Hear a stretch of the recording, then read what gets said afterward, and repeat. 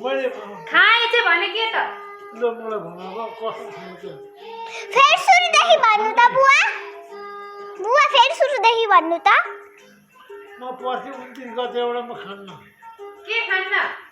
के पनि खान्न के खान्न किन खाने ह किन खाने खान्न 29 गते 30 गते झुपाल्नु पर्छ अब 29 गते एउटा म खान्न किन खाने के चाहिँ नखाने 30 गते हाम्रो के हो यहाँको होली हैन अनि 29 गते पाहाडको हो 29 गते त गर्नु पर्यो बन्द गरिहाल्छ के नखाने चाहिँ ह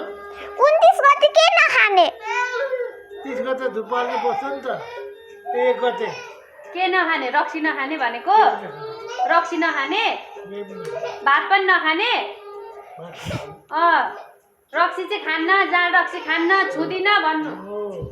खैनी पनि नखानु बरु त नि मैले चाहिँ त्यही भनेको बरु त खैनी पनि नखानु भोलि खाने भोलि खाने तर पर्सिबाट पटक्कै 29 गते पर्सि पटक्कै नखाने खैनी पनि नखाने भन्नु खैनी पनि नखानुपर्छ नि खैनी त खाँदैन खैनी पनि नखानुपर्छ खानु भयो भने तपाईको बोली संसारमा कसैले पत्याउँदैन यसले पनि पत्याउँदैन खान्न भोलिबाट